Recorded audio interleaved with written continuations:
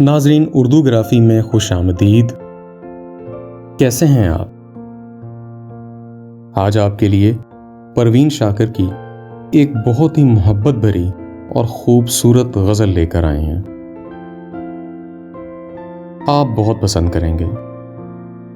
उससे पहले अगर आपने हमारे चैनल को सब्सक्राइब नहीं किया तो अभी कर लीजिएगा और बेल के आइकॉन पर क्लिक कर दीजिए ताकि आने वाली वीडियोस की इत्तला आपको बर वक्त मिल सके।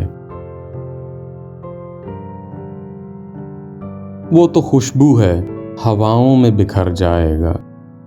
मसला फूल का है, फूल किधर जाएगा।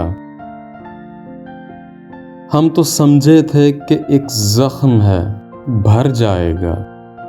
क्या खबर थी कि रगे जां में उतर जाएगा। वो हवाओं की तरह खाना बजा फिरता है। एक झोंका है जो आएगा गुजर जाएगा। वो जब आएगा तो फिर उसकी रफाकत के लिए मौसम गुल मेरे आंगन में ठहर जाएगा।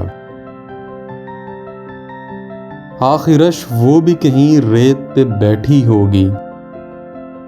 तेरा ये प्यार भी दरिया है, उतर जाएगा।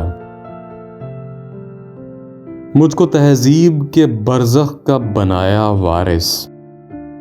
जुर्म ये भी मेरे अजदाद के सर जाएगा।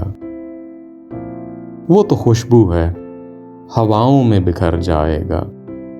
मसला फूल का है, फूल किधर जाएगा।